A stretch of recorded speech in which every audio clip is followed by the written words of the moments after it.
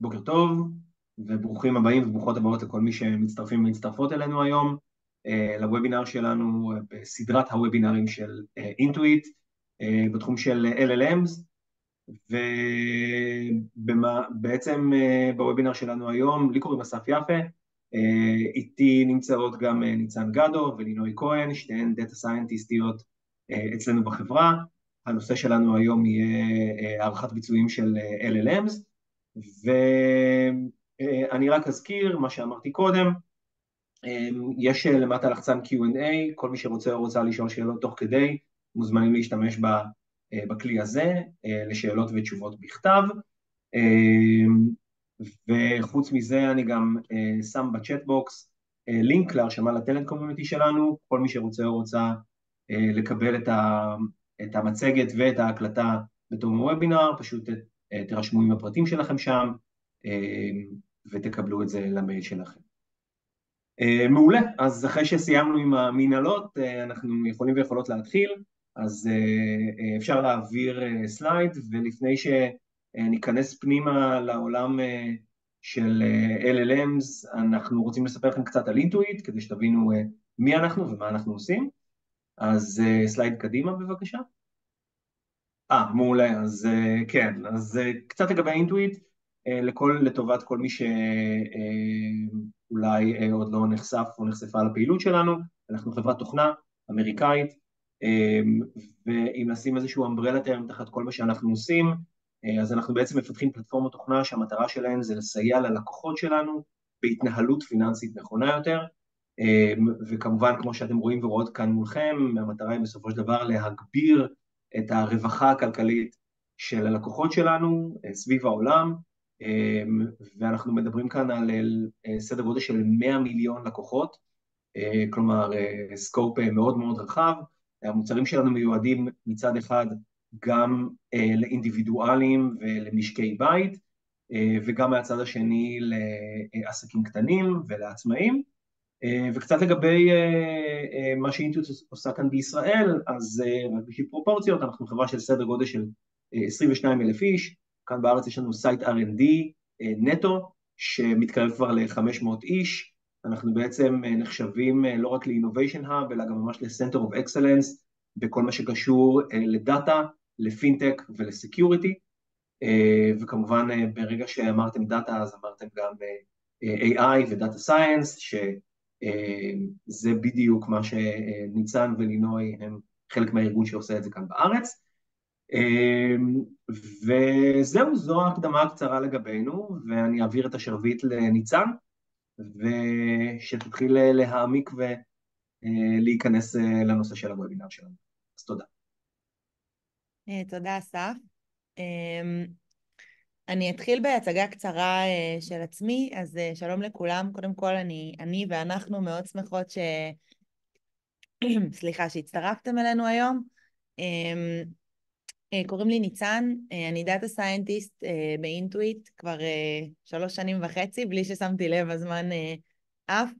אני חלק מצוות שמתמחה ב-NLP, וספציפית בשנה וחצי האחרונות, כמעט באופן אקסקלוסיבי ב-LLMים, ואני והצוות שגם לינוי חלק ממנו, אנחנו עובדות בעצם על לשפר את חוויות הלקוח באינטואיט של הלקוחות שלנו דרך LLMים, ואנחנו נדבר היום על כמה דברים וקונספטים שקשורים לאבלואציה של LLMים ל-use cases. אני לינוי, אני דאטה סיינטיסטית באינטואיט, בצוות של ניצן, צוות NLP שבשנה האחרונה באמת מתמחה ב-LLMים. בשנה האחרונה באמת התמקצעתי בכל נושא האבלואציה של LLMים, ובצורה יותר ספציפית גם אבלואציה אוטומטית של LLMים, שזה מה שאנחנו הולכים לדבר עליו היום. כן, אז כמו שאסף אמר, באמת אינטואיט היא חברה מאוד ותיקה עם מטרה מאוד מאוד שאפתנית שאנחנו כל יום מתקדמים לעברה, ואנחנו עושים את זה הרבה מאוד בעזרת שימוש בדאטה וב-AI כדי לעשות את זה. אז יש אצלנו הרבה מאוד עבודת דאטה סיינס שנעשית, הרבה מאוד דאטה, הרבה ממנה קורית בארץ. בארץ גם יש יחסית הרבה פיתוח שקשור לג'ן AI ול-AI בכלל. חשוב להגיד שאנחנו כמעט תמיד מגייסים אז כדאי לעקוב למי שמתעניינת או מתעניין בתחום, ואנחנו נשמח שתצטרפו אלינו. אז לפני שנתחיל קצת על האג'נדה שלנו להיום, אנחנו הולכים לדבר בהתחלה על LLMים בצורה קצת יותר רחבה, על הבעיות הרבות ש-LLMים מסוגלים לפתור, על השנה האחרונה שהייתה באמת עמוסה במודלים של LLMים, ואז אנחנו נצלול לאיזשהו use case. אנחנו בעצם נדבר על מה הדרך הטובה ביותר לעשות אבלואציה ל-use case ספציפי, איך בכלל אנחנו מגדירים קריטריונים למה הופך LLM לטוב, ואז אנחנו בעצם נעשה דיפ דייב לשתי מתודולוגיות של אבלואציה אוטומטית, ואז יהיה לנו סיכום. רק אני אוסיף שמבחינת שאלות, אנחנו נשאיר זמן לשאלות בסוף, יכול להיות שגם במהלך נענה על שאלות, אבל בגדול בסוף יש לנו זמן מסודר לזה.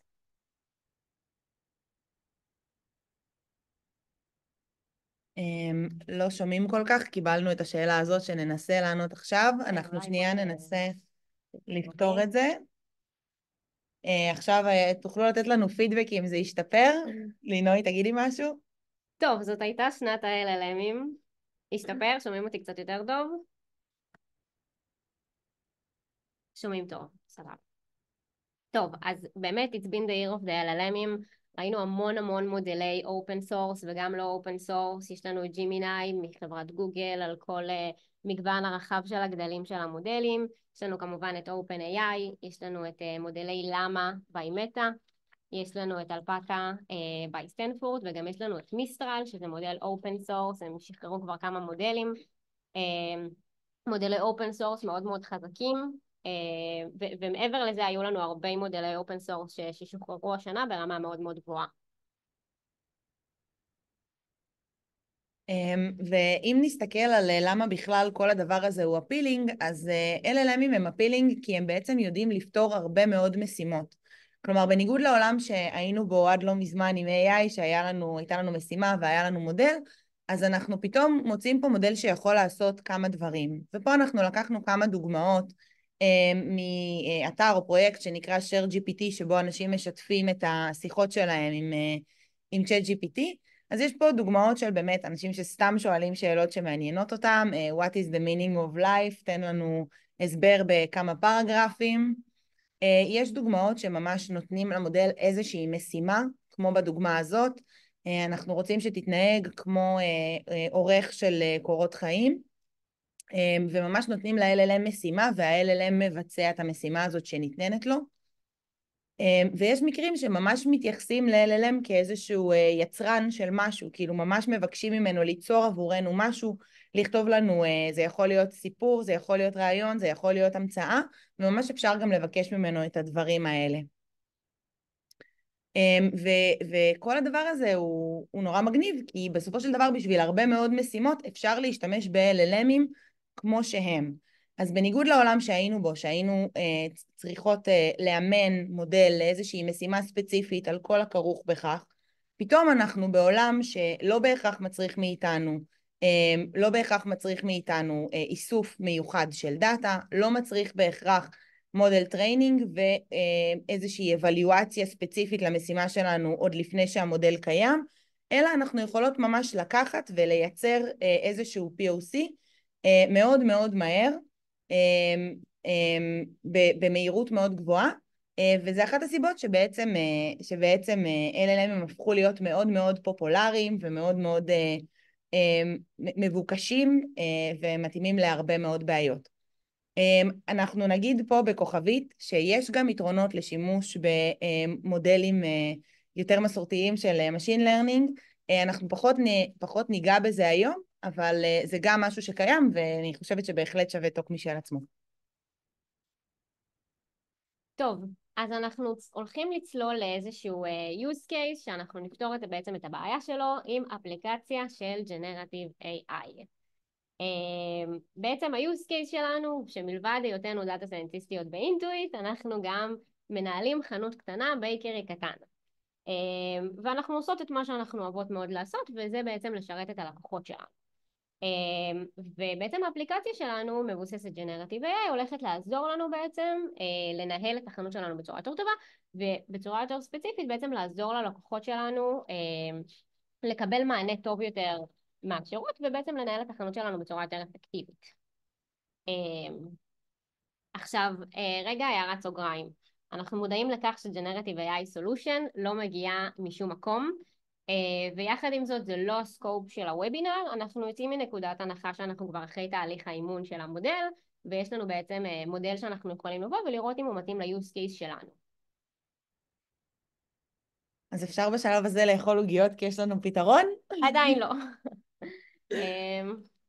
אז בעצם אנחנו צריכים לבוא ולראות באמת איך אנחנו בוחנות בכלל שהפתרון הזה שיש לנו מתאים ל-use case הספציפי שלנו. כן. סבבה. מה שאנחנו הולכים לעשות, אנחנו הולכים בעצם לקחת LLM כמובן solution, ואנחנו הולכים לבחון אותו למטרה שלנו. עכשיו איך אנחנו יכולים לוודא שזה קורה? סליחה. אז כמו שדיברנו מקודם, LLMים הם נורא אפילינג ויש להם המון תכונות טובות, אבל גם קצת מהסיבה הזאת הם קצת יותר מורכבים להערכה. כי בעצם ממודל שיכול להיות אומן עבור משימה ספציפית או עבור משהו ספציפי שאני עובדת עליו, אני פה בעולם שיש לי הרבה מאוד משימות. יש לי הרבה פעמים פלטים שהם פלטים פתוחים, זאת אומרת הם בשפה חופשית, יותר קשה לי להגיד האם זה נכון, האם זה לא נכון. אז מה שבעצם בגדול עושים, אומרים אוקיי, במקום להסתכל על איזושהי אבלואציה אחת, אנחנו נסתכל על כל מיני מטריקות. והדבר הזה בעצם מאפשר להעריך מודל אחד על הרבה מאוד משימות. ואנחנו מקבלים איזושהי סדרה של הערכות עבור כל מודל. עדיין בסופו של דבר כשאנחנו נרצה להבין כמה המודל טוב עבור ה-use case שלנו, לא בהכרח אותן משימות שזמינות ייתנו לנו את מה שאנחנו צריכות, את המענה. זאת אומרת, נכנסנו פה לאיזושהי מורכבות בהקשר של איך אנחנו נגיד אם המודל פותר את הבעיה שלנו טוב, כן או לא. כאן למטה יש לנו בעצם תמונה של ה-Hugging Face LLM Leaderboard. זה איזשהו לידרבורד שמחזיק בתוכו הרבה מאוד מדדים של LLMים, שכל אחד מהמדדים האלה בודק משהו קצת אחר. אתם מוזמנים אחר כך להיכנס ולראות בעצמכם. כל יום בעצם נוספים שם מודלים חדשים, ומדי פעם גם אבלואציות חדשות. אנחנו נדבר תכף על כמה דרכים לעשות אבלואציה של large language models, אבל אנחנו כן נגיד במילה שיש גם אבלואציות נוספות שאפשר להשתמש בהן שאנחנו לא נדבר עליהן היום. כאן יש לנו בעצם שתי דוגמאות, רוז' ובלו, שבעצם הן מיועדות לאבלואציה של יכולת סיכום ויכולת תרגום בהתאמה. הן מבצעות את הדבר הזה, את המשימה הזו די טוב, אבל בסופו של דבר היום זה פחות מה שמשתמשים בו ב-state of the art, ויש מתודולוגיות חדשות יותר כדי להעריך LLMים. אז אלה שיטות שבהחלט כדאי להכיר, אבל לאו דווקא אנחנו נסתמך עליהן כשאנחנו רוצות לבוא ולהגיד אם מודל הוא טוב או לא. טוב, אז אנחנו בעצם רוצות להעריך את הפתרון שלנו שמבוסס על LLM. אז התזכורת למה שלינוי אמרה, שבמאפייה שלנו בעצם קיבלנו איזשהו פתרון שעוזר לנו, ועוזר לנו לדבר עם הלקוחות שלנו וכל זה. והמטרה שלנו בסופו של דבר בדבר הזה היא לתת ללקוחות שלנו ולעצמנו איזושהי חוויה טובה יותר. עכשיו ניסינו לחשוב מה זה אומר חוויה טובה יותר. אז אני מזכירה, יש לנו את המאפייה שלנו ואנחנו נותנות שם שירותים ללקוחות, ואנחנו רוצות בסופו של דבר שהמודל ייקח מאיתנו איזשהו חלק מהאוברלואוד הזה של התקשורת עם הלקוחות. אז בעצם מה זה אומר בשבילנו שתהיה חוויה טובה עבורנו ועבור הלקוחות שלנו? אז קודם כל אנחנו רוצים שהמודל ייתן תשובות נכונות. זאת אומרת שאם שואלים את המודל כמה עולים המאפינס שלינוי מחזיקה, המודל יענה נכון. אנחנו רוצים גם שהוא יענה ללקוחות בצורה קוהרנטית, זאת אומרת שכשהוא שולח את התשובה היא תהיה נכונה והיא גם תהיה ברורה, זאת אומרת שאפשר יהיה להבין מה בדיוק הוא התכוון ולא יהיו בלבולים. אנחנו רוצות גם שהמודל ישתמש בטרמינולוגיה נכונה, זאת אומרת אם אנחנו קוראות למשהו בריאוש, אנחנו רוצות שגם המודל שלנו ישתמש במילה בריאוש ולא יקרא לזה נגיד לחמניות, משהו כזה. אנחנו רוצות כמובן שהוא לא יהזה, לא ימציא איזה שהם מוצרים או מחירים או שירותים שאנחנו לא נותנות, וגם אנחנו רוצות שהוא ישמור על איזשהו נימוס, כי בסוף הלקוחות שלנו הם הדבר הכי חשוב לנו ולעסק שלנו, ואנחנו רוצות לשמר אותם ולוודא שהם מקבלים שירות שהוא מנומס. כן, אז רק חשוב לציין שהקריטריונים שהצבנו פה הם קריטריונים שהתאימו לנו ול-use case שלנו. כל use case יכול להיות לו קריטריונים אחרים, ואנחנו גם נראה איך אפשר בעצם לעשות אבלואציה על בסיס קריטריונים שחשובים לכל use case כשלעצמו. אז אנחנו הולכים עכשיו לעשות Deep Dive בעצם לשלושה מתודולוגיות לאבלואציה, כמובן שיש יותר מזה. בתעשייה אנחנו הולכים להתמקד בשלושתם. בעצם האבלואציה הראשונה, כולנו מכירים אותה, אבלואציה ידנית לקריטריונים ספציפיים. האבלואציה השנייה היא בעצם מבחן אוטומטי, נקרא גם בנצ'מרק, שמאפשר לי לעשות אבלואציה למגוון רחב של טסקים שונים. והמתודולוגיה השלישית שאנחנו נדבר עליה היא LLM as a judge, בעצם מתודולוגיה שמאפשרת לי להשתמש ב-LLM אחר כדי לעשות אבלואציה לקריטריונים שלי. אז קצת על אבלואציה ידנית.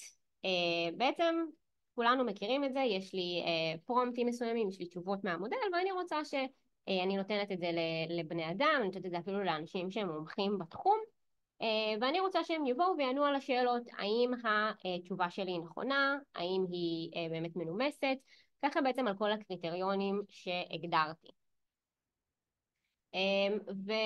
וזה אמנם מתודולוגיה שהיא מאוד אמינה, אנחנו גם מאוד סומכים על תשובות בעצם על אבלואציה שבני אדם באמת ראו את התשובה ואמרו היא תשובה נכונה, אבל בסופו של דבר זה לוקח המון זמן, זה מאוד מאוד יקר.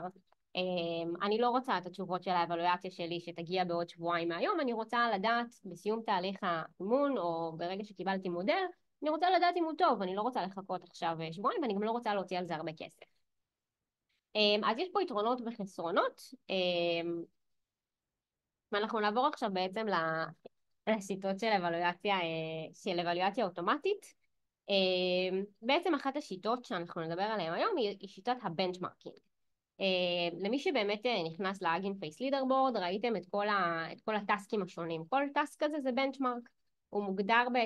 בנצ'מרק מוגדר בעצם משאלות עם תשובות מסוימות, עם concise output בעצם, ומטריקה שאני רוצה בעצם לבחון את המודל שלי עליה. אז יש פה נגיד שאלה שמאוד קשורה ל-use case שלנו. איזה מהדברים הבאים באמת מכילים קמח. עכשיו, גם למתודולוגיה הזאת יש יתרונות וחסרונות. עכשיו, סליחה. לא, הכל טוב. בעצם אחת היתרונות המאוד מאוד מובהקים של המתודולוגיה הזאת היא שא' כל יש היום המון בנצ'מרקינג שהם פתוחים בתעשייה, שייצרו חברות בתעשייה, ייצרו אפילו open source, שאפשר להשתמש בהם ואפשר להריץ אותם באמת בקלילות ובמהירות ולקבל אבלואציה על מגוון רחב של טסקים שונים. יתרון נוסף היא השימוש בטוקן probability, ובניגוד בעצם ל-human evaluator שראינו, ל-manual evaluation, ובניגוד למתודולוגיה השלישית שנראה, זה בעצם מייצר לנו איזושהי אבלואציה יותר אובייקטיבית שלא מתבססת על איזשהו מודל צד שלישי. עכשיו מה זה אומר? בעצם יש לי באמת שאלה ויש לי 4 תשובות אפשריות. אני בעצם מחשבת על כל אחת מהתשובות האפשריות שלי מה ההסתברות שהמודל שלי יענה את כל אחת מהתשובות האלה, ואני בוחרת את התשובה שהמודל שלי ענה, את התשובה שההסתברות שלו הכי גבוהה. זאת אומרת שאם אני לוקחת את כל אחת מהאופציות האלה, אני בוחנת את ההסתברות, מה ההסתברות שהמודל שלי ענה שמוס שוקולד מכיל קמח. ככה אני בעצם מחשבת כל אחד מהאופציות, ואז אני אומרת, אם המודל שלי באמת נתן את ההסתברות הכי גבוהה לתוצאה הנכונה, מבחינתי המודל שלי צדק. ובניגוד בעצם לשיטות אחרות, השיטה הזאת גם נותנת לנו איזשהו אינסייט על כמה המודל היה בטוח. זאת אומרת, האם הוא אמר שהתשובה הנכונה היא בהסתברות של 0.4 או בהסתברות של 0.9. וזה נותן לי עוד אינסייט באמת לכמה המודל שלי טוב בתחום הידע שאני רוצה לבחון אותו. יפה, אז כמו שאמרנו, באמת אחד היתרונות הוא שיש המון בנצ'מרקים, זה לדוגמה איזשהו צילום מסך מה-Hugging Face Leaderboard. כל בנצ'מרק כזה מודד דברים אחרים. אני יכולה לקחת את כל הבנצ'מרקים האלה ולהריץ אותם על המודל שלי, אבל בסוף אחת הבעיות היא שאני לא באמת אדע אם המודל שלי טוב על ה-use case שלי כשאני משתמשת בבנצ'מרקים האלה. יש פה בנצ'מרקים לדוגמה שמודדים שאלות במדעים. אם המודל שלי אומן לדברים אחרים, אני צריכה בעצם ליצור בנצ'מרק ספציפי ל-use case שלי ולא להשתמש בדברים שהם שהן שאלות אחרות שלא קשורות בעצם למה שאני רוצה לבחון. סבבה, אז דיברנו קצת על הבעייתי, כאילו על היתרונות בעצם. מדובר בשיטה שהיא קודם כל זולה מאוד, היא מאוד מאוד מהירה, ובגלל שאנחנו באמת לא משתמשים פה במודל צד שלישי או בבני אדם, אז יש פה גם משהו מאוד מאוד קונסיסטנטי. אם אני אריץ את זה 8 פעמים, סביר להניח שאני אקבל אותן תוצאות. אז באמת יש פה שיטה שבאמת מאפשרת להסתמך על התוצאות. אבל יש פה גם חסרונות. בסופו של דבר אני בוחנת את זה על שאלות, או שאלות בעצם אמריקאיות, או שאלות עם concise output, בעצם עם תשובה מוגדרת מראש. ולרוב זה לא הסיבה למה אני אשתמש ב-LLMים בשביל לבחון שאלות אמריקאיות. אז א' כל זה מאפשר לנו באמת לבחון רק חלק קטן מהקריטריונים. אני לא יכולה להשתמש בבנצ'מרקים כדי לבחון אם המודל שלי הזה, או אם הוא קילל את הלקוח שלי. ובגלל זה בעצם אנחנו תכף נעבור על השיטה הבאה. יש פה עוד נקודה של Training Data Contamination. זה בעצם איזשהו פחד שיש לי כשאני מריצה בנצ'מרק, של יש פה את אותם שאלות אולי שהכנסתי גם לתהליך האימון שלי. בגלל זה באמת בשביל להסתמך על בנצ'מרק, על התוצאות, צריך גם לעבור איזשהו תהליך דיקונטמינציה, כדי לוודא באמת שהשאלות שנמצאות בתוך הבנצ'מרקינג לא כבר אומנו, לא, המודל לא אומן עליהם. מה שמוביל אותנו בעצם לשיטה הבאה. אז בשיטה הבאה בעצם אנחנו מנסות לעשות איזשהו שילוב של שני העולמות. השילוב הזה של שני העולמות הוא מצד אחד כן משתמש ב-LLM ולאו דווקא באיזשהו בן אדם שעולה הרבה כסף ולוקח לו הרבה זמן והוא לא החלטי עם שאר בני האדם. ובשיטה הזאת אנחנו בעצם נשתמש ב-LLM בתור השופט. אנחנו ניתן ל-LLM את התשובה ואנחנו נגיד לו מה דעתך על התשובה הזאת, האם היא נכונה, האם היא מנומסת, האם היא משתמשת בז'רגון הנכון וכל הקריטריונים שהגדרנו.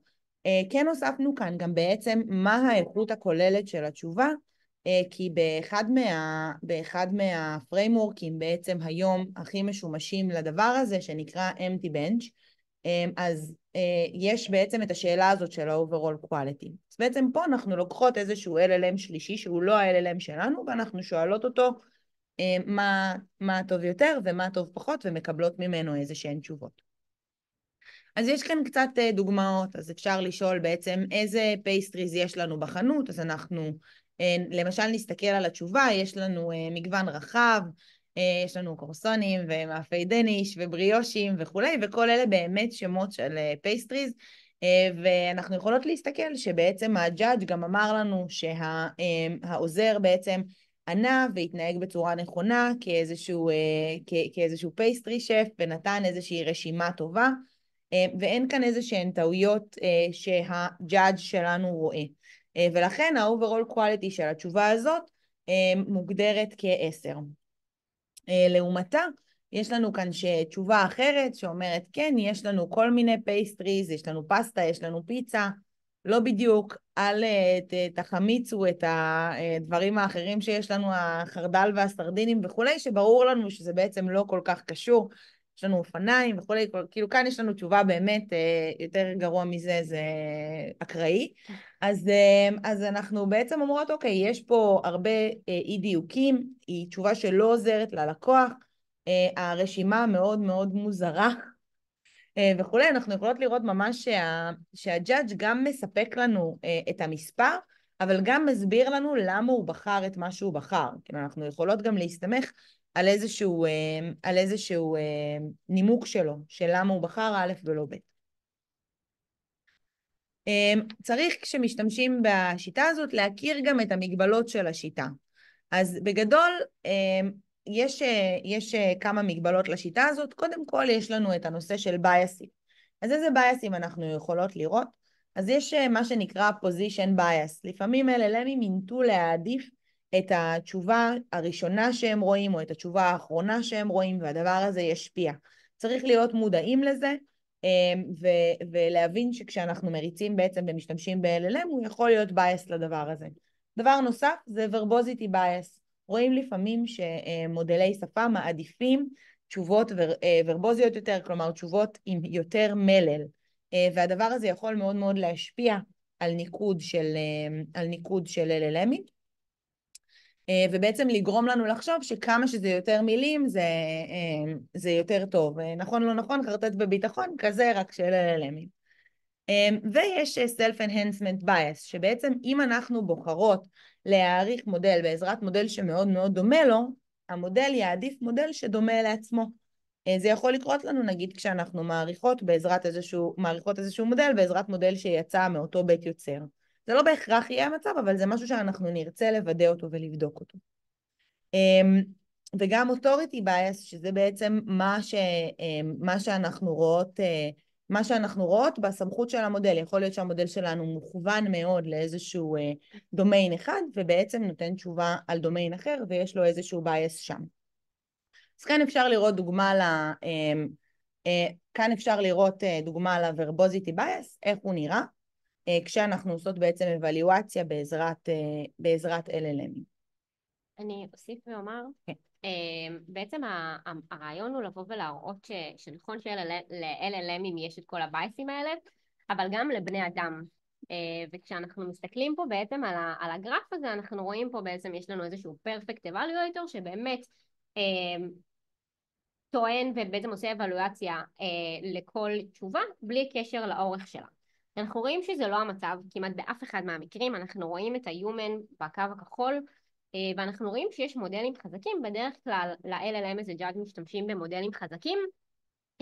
אנחנו רואים שהם אפילו מצליחים בעצם להסתדר, להיות אפילו פחות עם verbosity bias מאשר לבני אדם. עכשיו באמת יש כאילו מאמרים בתעשייה שמראים באמת שלבני אדם מראים את ההשוואה הזאת, יש כל אחד מהבייסים האלה. זאת אומרת שגם אם אנחנו בסוף בוחרים באבלואציה ידנית, אנחנו עדיין נראה את הבייסים האלה. כן, אז זה גם קצת מוביל אותנו לשאלה הבאה של האם עד כמה אנחנו יכולות בכלל לבטוח באבלואציה של LLM as a judge. אז כמו שנינוי אמרה, באמת יש מאמרים שבהם בדקו את זה וראו שכמו שמודלים הם יכולים להיות מוטים, גם בני אדם יכולים להיות מוטים. אז גם דיברנו על זה טיפה גם בחלק של ה-manual evaluation, אבל גם שם אנחנו רואות איזשהו חוסר קונסיסטנטיות וכל מיני בעיות. דווקא בהקשר הזה של הקונסיסטנטיות, ה-agreement level בין אקספרטים ל-GPT היה לפעמים גבוה יותר מה-agreement ביניהם לבין עצמם. זה כן משהו שחשוב להגיד שכשעובדים עם LLM as a judge, או כשמחפשים להכניס מתודולוגיות אבלואציה אוטומטיות, צריך כל הזמן להיות עם היד על הדופק, ולוודא באמת שהמתודולוגיה שאנחנו בוחרים יש לה איזשהו מטעם עם מה שבני אדם היו אומרים, או עם מה אפילו לא נגיד בני אדם, אלא נגיד מומחים לתחום. זאת אומרת, אם אנחנו מסתכלות על הפייסטרי שופ שלנו, אז ממש אנשים שהם מומחים לדבר ומבינים מה אנחנו מוכרות ואיך אנחנו רוצות להישמע וכו'. אז על זה גם נושא שיצאו עליו כמה מאמרים. ורק בקצרה, אז נגיד נסכם את היתרונות והחסרונות של השיטות. אז בעצם שוב יש לנו שיטה שהיא יחסית מהירה ולא יקרה במיוחד, שוב בהשוואה לאבלואציה בעזרת בני אדם. מצד שני יש לנו את כל ההטיות שדיברנו עליהן, ויש לנו גם את החסרונות הכלליים של LLMים שבעצם אנחנו הבאנו אותם לפה. אם LLMים יש משימות שהם באופן כללי פחות טובים בהם, אז הם יהיו גם פחות טובים בלדרג עליהם LLMים אחרים. וגם את זה צריך לקחת בחשבון. כן. אז שנייה לפני רגע שנסכם ונעבור לשאלות שאני רואה שיש הרבה. קצת רגע על מה שדיברנו. בעצם יש לנו 3 שיטות, כמובן שוב יש יותר, אבל יש לנו בעצם את השיטה המניואל, אנחנו נותנים לאנשים בעצם, או אנחנו לעבור על התשובות ובעצם לדרג אותם. יש לנו אופציה של לבנות בנצ'מרק, אני יכולה לבנות בנצ'מרק ל-use case הספציפי שלי, אני יכולה להשתמש בבנצ'מרקים שהם state of the art, שמשומשים היום בתעשייה להשוות בין מודלים, ואני יכולה להשתמש ב-LLM as a judge. בתעשייה אתם תראו את זה גם כפריימורק שנקרא empty bench. empty bench זה משהו, זה סטנד למולטי-טורן בנצ'מרקים, זה 2 שיטות שהן אוטומטיות, פשוט שה-empty bench בעצם מודד גם יכולת של שפה ושל שיחה וקריטריונים שהבנצ'מרקים יותר קשה לבחון בהם. טוב, LLMים. הם פה כדי להישאר. והם באמת, יש להם יכולת לשנות ממש את התעשייה ואת העולם. אז בגדול, לאור כל מה שאמרנו פה היום, של כמה זה קל לייצר POCs וכל הדברים המדהימים שאנחנו רואות והחובות באמת כל יום גם בעבודה וגם סתם בכל מי שפתח אי פעם עיתון פייסבוק או טוויטר או טיק טוק, לא יודעת מה פותחים היום, אז אנחנו מצפות לראות שיהיו עוד ועוד אפליקציות שישתמשו בכוח הזה ובדבר החדש הזה שבעצם יש לנו וזמין לנו. להבין כמה טוב פתרון הוא לאיזושהי משימה, זאת בעצמה הולכת להיות איזושהי משימה קשה. ולא סתם אנחנו בחרנו היום להציג כמה שיטות, כי אנחנו חושבות שהדרך לאבלואציה נכונה והדרך לאבלואציה שנותנת לנו מושג אמיתי איפה אנחנו עומדות, היא עוברת דרך איזושהי גישה שהיא הוליסטית ומכילה כמה סוגים של אבלואציות, ולפעמים גם אבלואציה ידנית כשצריך, ולפעמים אבלואציה אוטומטית, ולפעמים ניסויים כדי לבדוק את האליימנט ביניהם, ועוד ועוד דברים, ואנחנו בטוחות גם שזה תחום שנראה אותו מתפתח. ואני אגיד גם שביומיום שלנו אנחנו נתקלות הרבה בגישה ההוליסטית הזאת, שבה משתמשים בכמה וכמה אבלואציות ובכמה וכמה שיטות. אני אוסיף ואגיד שאנחנו אמנם דיברנו פה לדוגמה על החסרונות של LLM as a judge, אבל יש פה גם הרבה שיטות בעצם להוריד את החסרונות האלה ולמזער אותם כמה שיותר. זה שיטות שעדיין נבחנות ועובדים עליהן בתעשייה, וגם הראו שבאמת באמצעות השיטות האלה אפשר ממש להוריד את הבייס, ואפשר לייצר אפילו אבלואציה טובה יותר מאבלואציה ידנית. נעבור לשאלות. כן, אני רק אגיד שיש כאן את ה-QR קוד גם שמאפשר להצטרף לטלנט קומיוניטי לפני שנעבור לשאלות, אז הוא נמצא פה, ואני חושבת שגם אסף שולח אותו, אז אם מי שמעוניין, אתם מוזמנים להצטרף. ונראה לי שנעבור לשאלות, אז נפתח פה את השאלות ונראה איך...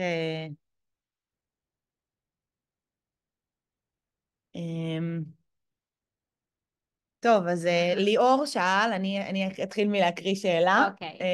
איך אתן מתמודדות עם הבייס של המיקום בתוך הפרומפט? רוצה קצת לספר? כן. בעיקרון יש כמה שיטות להתמודד עם הבייס שהראינו של LLM as a judge. שיטה מסוימת שהראתה באמת נגיד בהקשר הזה של position bias היא שיטה של pure shot examples. יש לנו גם את שיטת ה-quote שזה chain of thought prompting. יש עוד שיטה שבעצם reference guided grading, זה בעצם שיטה שבה אני נותנת ל-LLM איזושהי תשובה שאני רוצה שהמודל שלי יענה ככה, אני אומרת לו זאת התשובה שהייתי רוצה שהמודל שלי יענה כך ותעשה אבלואציה על פי זה. ויש בעצם עוד שיטה להורדת הבייס, והיא בעצם לעשות פיינטיונינג על מודל שיהיה judge. זאת אומרת ממש לאמן מודל שכל המטרה שלו היא להיות שופט בלי בייס. ובעצם לתת לו דוגמאות למיקומים שונים של שאלה בתוך הפרומפט, וככה בעצם ללמד אותו לא לייחס לזה יותר מדי חשיבות. דרך אגב, נגיד נסו באמת יש כמה מודלים כאלה שימנו אותם להיות שופט, והראו תוצאות מאוד מאוד טובות, אפילו יותר מבעצם GPT-4, זאת אומרת, הגיעו לרמת אגרימנט עם בני אדם של 90%. אז זה נגיד כמה מהיכולות להוריד, כמובן שיש גם עוד דברים שאפשר לעשות, אבל זה דברים פשוטים יחסית שבאמת הראו שמורידים משמעותית את הבייס. כן. ואני רק אוסיף לזה שבאמת אחד הדברים שאנחנו עושות גם כדי להתמודד זה באמת מבדות, כאילו אנחנו לרוב לא נרצה שהאבלואציה האוטומטית היא תקרה באיזשהו סיילו, אלא אנחנו נרצה לוודא שיש לה איזשהו אליימנט עם משהו שאנחנו יודעים לאשש ולאשר אותו. יש פה עוד שאלה על אילו מהשיטות יותר ופחות טובות בעיניכן, אז אני אגיד על זה מילה ואז בטח את תרצי גם להוסיף. אז בגדול, זה דיון שאני חושבת שהוא דיון מאוד מאוד ער, ושמדברים על הדבר הזה הרבה, אפילו הייתה לנו שיחה לא מזמן עם מישהו שאמר, אבל אני לא מבין למה אתם לא יכולות לתת מספר אחד, ולהגיד למה המספר הזה, למה זה יותר טוב מזה וכולי. אנחנו בסוף, אני חושבת ביומיום משתמשות בכל השיטות, כשלכל אחת מהן יש את המקום שלה, וכל אחת מהן מאפשרת לנו להבין דברים אחרים. וזה גם קצת מתקשר לשאלה ששאלה פה יעל, של מה המטריקות בפועל, למשל של בנצ'מרקים. אז אנחנו מסתכלות על בנצ'מרקים, אנחנו מודדות איתם את מה שאפשר למדוד עם בנצ'מרקים, אז אנחנו אומרות, אוקיי, מה בנצ'מרקים נותנים לנו, משתמשות במה שאנחנו יכולות לקבל מזה, מבינות מזה את מה שאנחנו יכולות לקבל ועוברות לשיטה הבאה. ובגלל זה גם כאילו קצת הדגשנו את זה שבסוף אנחנו מאמינות שהשיטה כרגע היא שיטה הוליסטית. אני לא בטוחה, לאור כל מה שקורה והמהירות שבה דברים מתקדמים, שבהכרח האמירה הזאת תהיה גם נכונה בעוד שנתיים. יכול להיות שיהיו שיטות שיהיו קצת יותר, שכבר יכילו את ההוליסטיות הזאת בתוכן, ובעצם יהיה אפשר להסתכל באמת על מטריקות יותר בודדות, אבל כרגע זו לפחות דעתי, ומעניין אותי אם יש לך על זה טייק אחר. האמת שלא. כאילו, אנחנו, כמו שניצן אמרה, אנחנו באמת משתמשים היום בהכל, ואני חושבת שבעצם לכל use case שלעצמו יש את היתרונות והחסרונות של כל שיטה. ואני אחבר את זה לעוד 3 שאלות שאני רואה פה שהן פחות או יותר כאילו התשובה היא אותו דבר, שזה לדוגמה איך אתם בודקות שה-LLM לא זה, מה לגבי evaluation שלו כנגד סט סגור של ground truth. וזה בדיוק כאילו הרעיון של השיטה ההוליסטית. איך אני בודקת שה-LLM לא זה? אני יכולה לייצר קריטריון, אני יכולה לתת ל-judge מודל שלי הסבר של מה זה מבחינתי הזיה. אני יכולה לתת לו דוגמאות של שאלות של מכילות הזיות, של תשובות שמכילות הזיות ותשובות שלא מכילות הזיות, ולתת לו לשפוט את התשובה שלי ולראות בעצם, יש LLMים שבאים ואומרים שאם המודל ענה בתשובה לא נכונה, מבחינתם זה הזיה. מבחינתי יכול להיות שזה לא הזיה, ובגלל זה העניין הזה של ה-LLM איזה judge לדוגמה יכול לפתור את זה, זה משהו שנגיד לבנצ'מרקינג יותר קשה לפתור את זה. ויש פה כאילו עניין של מה אני רוצה לפתור, יש פעמים שבנצ'מרקינג יספיקו לי באבלואציה, אני רוצה לבדוק באמת שהמודל שלי ענה נכון, שהוא יודע את עולם הידע שאותו אימנתי, שבעצם שאימנתי אותו לדעת.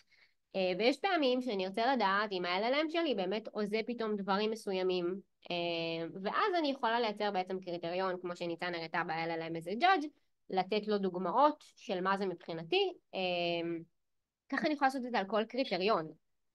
יש לך משהו להוסיף? אני אקריא אבל עוד שאלה. יאללה. אז יש פה שאלה, נראה לי של הבהרה, שדווקא טוב מאוד שאנחנו רואות אותה. האבלואציה של ה-LLM איזה judge היא במלל, צריך לעבור על השיפוט שלו לא, במה זה חוסך. אז בעיקרון היא גם במלל, והיא גם באיזשהו מספר. אז אנחנו יכולות לקחת את המספר, להשתמש במספר, וגם אם נרצה, לעבור על השיפוט שלו ולהגיד, רגע, אני אקח עכשיו איזשהו מדגם, אני אבדוק שזה נראה לי סביר, שההחלטות פה הן החלטות הגיוניות ולא... ושהוא לא קלט את המשימה הפוך לגמרי. אני אוסיף משהו על זה.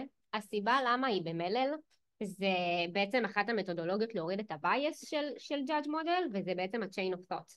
אני לא רוצה שם שלדוגמה איזשהו מודל חזק, נניח GPT-4 במקרה הזה, יגיד לי שתשובה היא טובה יותר, רק היא ארוכה יותר. הרעיון של להגיד לו תיתן לי הסבר לפני שאתה נותן לי את התשובה, זה איזשהו רעיון באמת לייצר לו חוט מחשבה של אתה לא יכול לבוא ולהגיד לי שתשובה היא נכונה רק כי היא נראית לך נכונה, תסביר לי למה היא נכונה, תסביר לי למה היא לא נכונה, תסביר לי למה זה או זה. זאת אומרת, בפרומפט שלי ל-GPT-4 אני יכולה לבוא ולהגיד לו, אם מבחינתך אתה לא נותן לי איזשהו הסבר על למה המודל הוא זה, אז הוא לא זה. זאת אומרת, וזה איזשהו רעיון לייצר, להוריד את הבייס בעצם. יש פה עוד שאלה בעיניי מאוד מעניינת, שמישהו אנונימי שאל, למה לא לבחון LLM באותה דרך שאת מעריכה עובד אנושי לתפקיד, ראיון, סימולציה, חניכה מול לקוח אמיתי, ואז מישהו אחר גם ענה פה, אם הייתי מקבלת עובד אנושי על סמך בדיקה אוטומטית בלי מעורבות ידנית. אז אני חושבת שזאת נקודה מאוד מאוד מעניינת, שהיא קצת כבר יוצאת מהעולם הטכני של הדבר, וקצת יותר למה שאנחנו רוצות לעשות, וניסינו גם קצת לדבר על זה כשדיברנו על העסק המזויף מהחלומות שלנו, שבעצם בסוף הלקוחות שלנו מאוד מאוד חשובים לנו. יכול להיות שאנחנו נעשה איזושהי סימולציה, אבל אז זה בעצם סוג של הערכה ידנית, ואנחנו בעצם או מישהו מטעמנו עובד כלשהו ישב וישקיע את הזמן, כמו שהיינו בעצם משקיעות את הזמן בראיון, אבל לעשות את זה בסקייל ייקח לנו הרבה מאוד זמן ויעלה לנו הרבה מאוד כסף.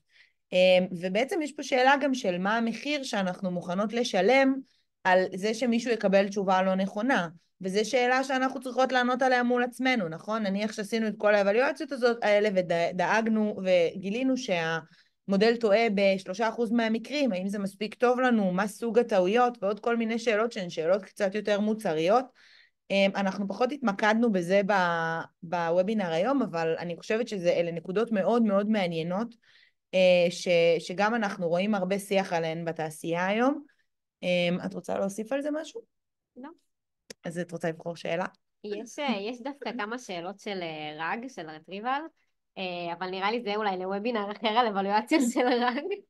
יש כמה מטריקות היום, יש את רגס כמובן, שהיא אבלואציה של רטריבל, וכמובן שאפשר גם ליישם מטריקות בתוך ה-LLM Judge, בעצם לייצר מטריקות של, לדוגמה, כמה הקונטקסט הוא רלוונטי לי לקווירי שאני מקבלת.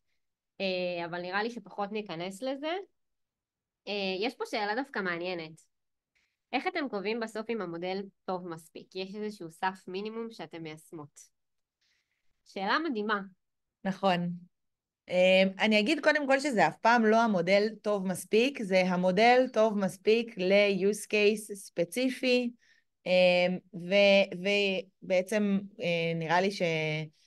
נראה לי שהסברנו מספיק כבר שאינטואיט היא מאוד מאוד אכפת לה מהלקוחות שלה, ולכן אנחנו מנסים לעמוד ביעדים מאוד מאוד גבוהים, ואני חושבת שאנחנו מאוד שלמות עם זה, עם לשאוף גבוה הזה, אבל בסופו של דבר צריך לקבוע קריטריון. כאילו צריך להגיד, נניח, הראינו בחלק שדיברנו על הקריטריונים, אמרנו שנורא נורא חשוב לנו שהמודל יהיה גם יגיד דברים נכונים, וגם ידבר בצורה מנומסת, וגם יהיה צודק בז'רגון. אז יכול להיות שמאוד מאוד חשוב לי שהוא יהיה צודק, זאת אומרת ששם זה קריטריון שאני לא מוכנה לרדת בו מ-98-99%, וגם מאוד מאוד חשוב לי שהוא יהיה מנומס, אבל אם מדי פעם הוא יקרא לבריאוש שלי לחמניות, אז זה טיפה פחות מטריד אותי. ויכול להיות שככה אנחנו נקבע למשל את המטריקות השונות. יש לך משהו להוסיף על זה? בעיקרון גם אפשר להסתכל בעצם על השוואה בין מודלים שונים, ובעצם לבוא ולראות איך המודל שלי, איך הפתרון שלי עומד למול מה שיש היום. וככה בעצם לראות האם הפתרון שלי הוא לדעתי מספיק טוב בהשוואה גם למוצרים שמשתמשים בהם היום. לדוגמה, אם אני סומכת על GPT-4, אז אני יכולה לבוא ולראות איך המודל שלי בקריטריונים האלה עומד בהשוואה ל-GPT-4 לדוגמה, או למודלים אחרים. ואז ככה לראות האם אני במצב טוב, האם אני במצב לא טוב, אבל אין פה תשובה חד משמעית. לינוי, יש פה שאלה שנראה לי מאוד תדבר אלייך. כן. איך בונים בנצ'מרק יהודי ל-use case שלך? זו שאלה טובה. בעיקרון, הדבר אולי הכי פשוט שאפשר זה, לדוגמה, ה-use case שלי הוא באמת ה-use case שאנחנו מדברים פה היום. אני יכולה לקחת, לדוגמה, ספרי קולינריה. אני יכולה לקחת ספרי בישול, ספרי עשייה, ואני יכולה בעצם לייצר מהם שאלות. אני יכולה לייצר שאלות גם שהן אפילו יותר ספציפיות אליי, לדוגמה, כמה עולה אצלי במאפייה קורסון. זה יכול להיות גם בצורה קצת ידנית בהתחלה, אני יכולה גם להשתמש בעצם במודל אחר, כדי בעצם יש לי איזשהו ספר, יש לי אפילו לדוגמה את התפריט שלי, ואני יכולה מהתפריט שלי לייצר מגוון רחב של שאלות. אני יכולה אפילו לקחת את הספרי מתכונים שאני מתבססת עליהם, ככה שכשמישהו ישאל האם יש גלוטן בקפקיק שלי, אני אדע לענות לו. יש פה מגוון רחב כאילו של אפשרויות, ובגלל זה בעצם גם אמרנו שאם אנחנו משתמשים באמת בדאטה שלנו כדי לייצר מהם שאלות, אנחנו חייבים לעבור תהליך של דיקונטמינציה לפני. יש לך משהו להוסיף על זה? נראה לי שזה לא רק הדיקונטמינציה, נראה לי שבסופו של דבר יש הרבה דברים שאנחנו נרצה לוודא עבור בנצ'מרק, זה באמת אפשר נראה לי לעשות על זה משהו, סשן אפילו שלם, ואני אגיד שעדיין לרוב, גם אז, גם אחרי שעשינו את זה, אנחנו לרוב לא נסתמך רק על בנצ'מרק, באמת בגלל השוני שבמבנה של השאלות, כלומר בין שאלה פתוחה ושאלה סגורה, שהוא שוני מאוד מאוד מעניין. אני חושבת שבהקשר הזה גם בנצ'מרק נותן לנו אינדיקציה.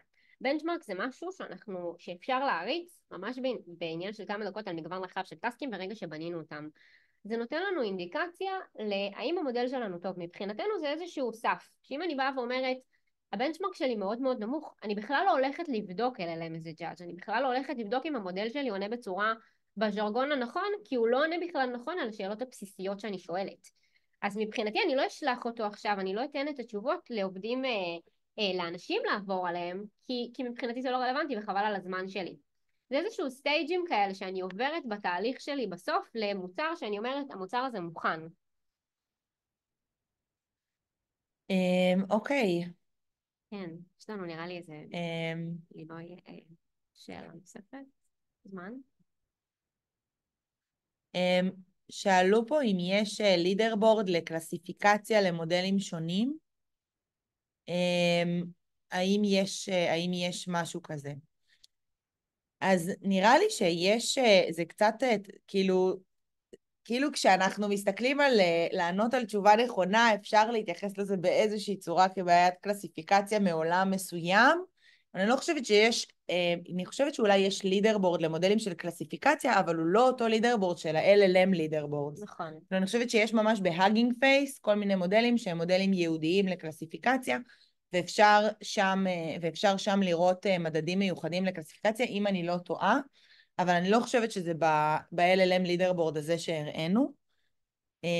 דרך אגב, בהקשר של לידרבורד, אז אתם יכולים אפילו למצוא מישהו שפה שאל על הזיות. יש ממש לידרבורד על בנצ'מרקים כאילו ספציפיים שמודדים הזיות של מודל. אז יש לדוגמה לידרבורד בהקשר הזה, יש לידרבורד ל-MP Bench, שבעצם מודד את היכולת של המודל להחזיק שיחה, לענות אפילו על follow-up question מסוימת בנושא. וכמובן יש את ה-Hugging Face לידרבורד, הוא הלידרבורד הכי פופולרי היום. שאלו פה שאלה שנראה לי נענה עליה, וגם ננצל אותה כדי להגיד באופן כללי משהו. שאלו מה לגבי Deep Eval, שזה framework מעולה ל-Open Source Evaluation, אז התשובה היא נכון. ויש גם עוד באמת הרבה מאוד Open Source Frameworks, שהם פתוחים ושאפשר להשתמש בהם. אנחנו לרוב מנסות לעקוב אחרי כל מה שיוצא, ולוודא שאנחנו, אם יוצא משהו חדש, נתחיל להשתמש בו. אני חושבת שבכל ההקשר של העבודה על Gen AI ו-LLMים, קהילת האופן סורס עושה לכולנו שירות מדהים ונפלא, ושהרבה מאוד מהדברים יוצאים באופן סורס, ושווה לנצל את זה. גם שאנחנו לפעמים נפתח דברים בעצמנו, אנחנו ממש ננסה להסתמך כמה שאנחנו יכולות על עבודה מצוינת שאנשים כבר עשו. ואת רוצה אולי להוסיף על זה משהו, על איך שווה להישאר מעודכנים או משהו כזה? וואי, יש מלא דרכים. בעיקרון, כמובן יש את Hugging Face, את האתר שמעלים לשם כל הזמן, גם מאמרים רלוונטיים בתחום, זאת אומרת ממש יש שם אפילו סקשנים שלמים, לדוגמה על בנצ'מרקינג, ואז מעלים לשם מאמרים חדשים בתחום הבנצ'מרקינג, גם על LLM as a judge, כל מיני מחקרים, לאחרונה את המחקר שבאמת בודק את הבייסים האלה למול בני אדם לדוגמה. אז כמובן שאתם יכולים לעקוב אחרי זה, יש כל מיני אפילו כזה קהילות שמעלים לשם כל מיני מאמרים חדשים שאתם יכולים להצטרף אליהם, אבל יש הרבה דרכים להישאר מעודכנים בהקשר הזה, ומומלץ, כי באמת בהקשר הזה יוצא כל הזמן טסקים חדשים ובנצ'מרקים חדשים, ואפילו שיטות שונות ומתודולוגיות חדשות להוריד את הבייס, ובאמת כמה שיותר להשתמש באבלואציות אוטומטיות. טוב, את רוצה שננסה לקחת פה שתי שאלות אחרונות מהסוף? אז שואלים פה על זחילות של המודל בפרודקשן, שאני משערת שזה מדובר על המהירות, אלא אם זחילות זה אומר משהו אחר שאני פספסתי, וגם שואלים באיזה שיטות ניתן להשתמש כדי להעריך את הביצועים של המודל לאחר שכבר מתחילים להשתמש בו ב-use case, כדי לבדוק שהביצועים שלו לא משתנים. ונראה לי שפה שתי השאלות האלה, אני חושבת, הן קצת מעולמות דומים, שבעצם בהם אנחנו חוזרים למוניטורינג של מודל בפרודקשן. אני חושבת שכמו שאנחנו נרצה לעשות מוניטורינג לכל מודל שאנחנו מעלות לפרודקשן, אנחנו נרצה גם לעשות מוניטורינג ל-LLM או לפתרון מבוסס ה-LLM שאנחנו משתמשות בו. אז אם נדבר שנייה על המאפייה שלנו, אנחנו רוצות לדעת כמה אנשים פנו, ואנחנו רוצות לדעת תוך כמה זמן הם קיבלו תשובה, ואנחנו רוצות לדעת מה היה אורך האינטראקציה שלהם, ואנחנו רוצות לדעת אם זה נגמר בסוף בהזמנה או לא, או בתסכול או לא, ואנחנו רוצות לדעת מה האורחים של התשובות שהם קיבלו. כלומר, יש המון דברים שאנחנו נרצה לנטר. אני חושבת שזה עולם שלם. יש פה גם את כל הצד של ביצועים במובן כאילו של כמה זמן זה לקח ומה אורך התשובה וכולי, וגם את הצד היותר איכותני של לדגום תשובות, לוודא שהתשובות הן אותו דבר, לוודא שאין איזו ירידה ברמה או התנהגות חדשה שאנחנו רואות בפרודקשן. לוודא שהשאלות הן אותו דבר, זאת אומרת שהשאלות שעשיתי עליהן אבלואציה הן באמת השאלות שבסופו של דבר הלקוחות שלי שואלות את המודל. נקודה מאוד מאוד חשובה. יש לך עוד משהו להוסיף על זה? לא. אוקיי, אז אסף, איך אנחנו בזמנים? אני רק... יש לנו עוד 8 דקות? יש לנו 8 דקות, אז נראה לי שנמשיך. יש פה שאלה, האם יש דרך לבדוק שה-LLM לא עוזר על מידע אקטואלי? הרי המודלים מאומנים על דאטה עבר. וזו שאלה יפה, ואחד הדרכים היא א' כל באמת להשתמש ברג, במתודולוגיית retrieval על דאטה סט שהוא יותר עדכני. ושיטה נוספת היא בעצם, כשאני משתמשת לדוגמה ב-LLM הזה, קודם כל בבנצ'מרקים יש פחות את הבעיה הזאת, כי אני יודעת מה התשובה הנכונה. ואני לא משתמשת במודל צד שלישי, אז אין באמת פה את הבעיה הזאת בבנצ'מרקינג, אז באמת בהקשר הזה אפשר לראות, אפשר להשתמש בבנצ'מרקים כדי לראות באמת שהמודל שלי טוב, נכון לידע העדכני. אם אנחנו רוצים גם להשתמש ב-LLM as a judge כדי לראות אם התשובה היא נכונה, אז אנחנו יכולים לתת לג'אדג' את המידע הרלוונטי, את פיסת המידע הרלוונטית. לדוגמה, אם אני עכשיו מקבלת שאלה מסוימת על מה יש לי בתפריט, אני יכולה לתת לג'אדג' שלי את התפריט, ולהגיד לו, בבקשה תשפוט האם המודל שלי אינו נכון בהתאם לתפריט. אז יש כל מיני שיטות להתמודד עם זה, אבל יש שיטות להתמודד עם זה. אני רואה פה עוד שאלה שאני חושבת ששווה לענות עליה, איך אתן בודקות שלא זולג מידע פרטי כמו מתכון ללקוחות? אז אנחנו היום בוובינר לא נגענו בכלל בכל התחום הזה של מה שאפשר לשים תחת המטריה של safety ו-security של מודלים. אנחנו כן, נראה לי שווה לציין, מן הסתם הנושא הזה גם כן נעשית עליו המון המון עבודה באינטואיט, וגם היה לא מזמן כאן מיטאפ עם קבוצה שמתעסקת בזה, אנחנו עובדים איתם, הם בודקים הרבה מאוד דברים מאוד מעניינים ונקודות מאוד מאוד מעניינות. אנחנו היום לא נגענו כל כך אפילו בסכנות הפוטנציאליות ובדברים שכאילו יכולים להשתבש, שאחד מהם זה באמת נגיד זליגה של מידע של המאפייה שלנו החוצה או משהו כזה. יש דרכים לוודא את הדברים האלה, וזה גם נעשה, אנחנו פשוט פחות התעמקנו בזה בוובינר היום, אבל זה תחום מאוד מאוד מעניין ושקורה בו המון. רוצה לבחור עוד שאלה? אז רם שאל פה אם במודל אינטראקטיבי, האם שומרים את תוצאות השיחה עם הלקוחות כדי לאמן ולשפר את המודל? ב-use case הספציפי שלנו, המדומיין שדיברנו עליו פה היום, אז אנחנו כאילו משתמשות בפתרון שמישהו אחר סיפק לנו. כלומר, אנחנו עופות ולכן לא שומרות ולא משפרות וכולי. אני כן חושבת ששוב, באותה סיטואציה דמיונית, שווה לנו לשמור את התוצאות של השיחה עם הלקוחות ולעשות גם עליהם איזושהי אבליואציה. כאילו ממש לשלוח גם אותם לאבליואציה ידנית לפעמים, ויכול להיות שנוכל איכשהו לשפר ככה, אולי לא כאילו לשפר בעצמנו, אלא לתת את זה לפידבק או משהו. בהקשר של בחיים האמיתיים, אז יש הרבה מאוד דברים שאנחנו לא שומרים, כי בעצם יש סוג מסוים של דאטה הלקוחות שלא שומרים. יש דברים שאפשר לנטר אותם ולבדוק אותם, וכמובן שכל מה שאפשר ואנחנו יכולות להשתמש בו, אנחנו משתמשות בו בלי לפגוע חלילה בפרטיות של אף אחד. שזו נקודה שמאוד חשובה לנו. שאלה שירלי, איך מדדנו שהמודל צודק ב-99%? האם זה לפי הרייטינג שהמודל השופט נותן? אז את רוצה קצת להסביר על המספרים השונים שהוא נותן למטריקות שונות? אז לא מדדנו שהמודל צודק ב-99%, אני לא חושבת שיש מספר שבאמת יהיה אפשר להצביע עליו ולהגיד המודל שלי צודק ב-99%. יש בעצם, שוב, יש את הבנצ'מרקינג שאנחנו יכולים לקבל איזשהו סקור, אם אנחנו מקבלים 100 כנראה שמשהו פחות בסדר, אבל אפשר לקבל איזשהו סקור וגם להשוות אותו למודלים אחרים. לפי הרייטינג שהשופט נותן, בעצם ב-empty bench המקורי יש לידר בורד ל-empty bench ואתם תראו שם תוצאות בין 1 ל-10. זה בעצם איזושהי הערכה, יש שם איזשהו judge prompt לדוגמה, איזשהו prompt מסוים שאני נותנת למודל השופט שלי, ואני אומרת לו תאריך את התשובה הזאת, תאריך אותה על בסיס הקריטריונים הבאים, תסתכל על תשובות, תראה את הציון שהם קיבלו, אני רוצה שתאריך אותה בצורה הזאת. ואז בעצם אני מקבלת מהמודל השופט שלי, אני מקבלת איזשהו הסבר ואני מקבלת גם סקור זה יכול להיות ציון רייטינג בין 1 ל-10, כמו שאתם תראו ב-empty bench, בלידרבורד, וזה יכול להיות true או false, האם המודל שלי לדוגמה עזה או לא עזה, האם הוא ג'נרט משהו רעיל או לא רעיל. עכשיו אני יכולה לבחור, אני יכולה גם להגיד לו, תן לי שהציון יהיה בין 1 ל-100 או בין 1 ל-5. זאת אומרת, ואז בסוף אני יכולה לבוא ולקבל אינסייט שונים מהרייטינג הזה. אני יכולה גם לתת לו הסבר מה זה אומר. מבחינתי טיעון של 1 אומר שהתשובה היא גרועה, היא עוזה, היא לא נכונה. טיעון של 10 אומר מבחינתי תשובה מושלמת. אני יכולה לתת לו ממש דוגמאות של מה זה אומר ויותר הסברים, כדי אחר כך בעצם לקבל את הרייטינג הזה. אז אין לי בדיוק משהו להוסיף, אבל אני חושבת שנגעת פה בנקודה ששווה שנעמיק בה עוד טיפה, שבמיוחד כשמסתכלות על...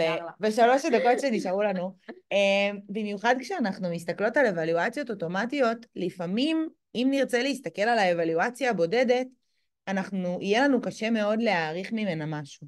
זאת אומרת, אז שלחתי משהו לאיזשהו מודל אוטומטי, קיבלתי ממנו מספר, המספר הוא 7, מה זה אומר לי?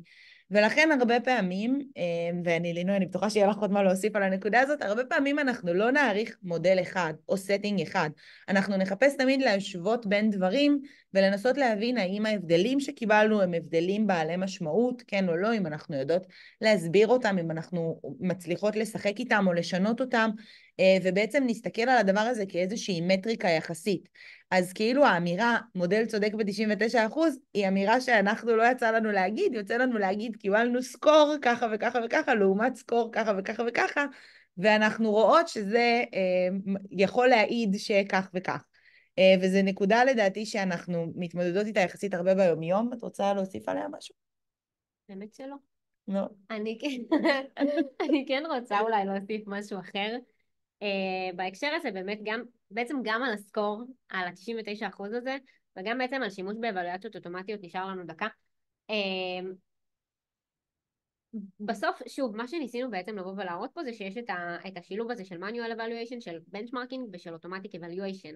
מה שאפשר לעשות זה בעצם לייצר לנו מנגנון של אבלואציה אוטומטית, שאנחנו באים ואומרים, זה המנגנון שלנו, יש לי פה את הבנצ'מרקים שלי, את הטסקים שלי, יש לי את הקריטריונים שלי, אני עכשיו בוחן את המודל שלי, עשיתי כמה איטרציות, עכשיו אני רוצה לבוא ולסמוך על האבלואציה הזאת, לבוא ולהגיד, אני סומך על זה שכשאני מקבל ציון בבנצ'מרקים של 92%, זה באמת אומר שהמודל שלי ענה נכון על 92% מהשאלות. בהקשר הזה מה שאפשר לעשות זה לשלוח את הפרומפטים שלי, את השאלות לאבלואציה ידנית, לקבל חזרת תשובות ולראות האם התוצאות שקיבלתי באבלואציה הידנית עולות בקנה אחד עם האבלואציה האוטומטית. זה גם בעצם מגביר את הביטחון באבלואציה הידנית באבלואציה האוטומטית שאנחנו עושים, וגם מאפשר לנו באמת להסתמך על ה-99% הזה שאנחנו מקבלות. זהו. כן, זו נקודה מאוד טובה שהעלית בדקה שנשארה. נראה לי אנחנו רוצות בעיקר להגיד לכם תודה רבה שבאתם והקשבתם ועל ההתעניינות שלכם, ואפשר לפנות לשתינו בלינקדאין. נכון. אני אנצל את הבמה הזאת כדי לומר שבשבוע הבא לינוי גם תרצה על הנושא הזה שהיא באמת מומחית בו בכנס ווידס, שאינטואיט היא הספונסרית שלו, זאת השנה השביעית כבר, ובאופן כללי גם הרצאות אחרות הולכות להיות הרצאות מדהימות מדהימות בכנס, ואנחנו מאוד נשמח שתרשמו לכנס. לא נשארו הרבה מקומות, אבל נשארו קצת מקומות, אז כדאי מי שרוצה או רוצה לעשות את זה בהקדם, ואני גם אגיד, אני רואה שהסף כבר קצר עליי עם הזמנים, אבל אני גם אגיד שההרשמה פתוחה לנשים ולגברים. ושיש שם שתי הרצאות של אבלואציה, בעצם גם שלי וגם על אבלואציה של safety ו-security, מי שזה מעניין וזה עלה פה, אז תבואו. זהו. מעולה, יופי, אז בול בזמן. תודה רבה לכם ממש, ניצן ולינוי, גם אני הקשבתי, וזה עניין מאוד גם אותי, למרות שאני לא איש טכני. אז תודה לכן, ותודה לכל האנשים שצפו בנו היום, ואנחנו מקווים שזה עניין גם אתכם, ושהשכלתם, ובדיוק כמו שניצן אמרה, נשמח לראות אתכם בווידס הקרוב, ואתכם, וכמו שניצן אמרה בהתחלה, ואני רק אזכיר את זה ממש לקראת הסוף, כי בלי זה אי אפשר, אז גם הצוות שניצן ולינוי הם חלק ממנו בתהליכי גדילה וצמיחה, אנחנו מחפשים דאטה סיינטיסט בכירים או בכירות עם רקע מאוד חזק ב-LLMs, ניצן ולינוי הציבו פה רף מאוד גבוה, אז אם אתם חושבים או חושבות שאתם בקליבר שלהן ורוצות לעבוד עם אנשים בקליבר שלהן, אז אתם מוזמנות גם לפנות אליי בלינקדין, והתפקיד הרשמי יפורסם במהלך הימים. אז תודה לכולם ולכולן, ושיהיה המשך יום טוב, ולהתראות. תודה לכולם. ביי, להתראות. ביי ביי.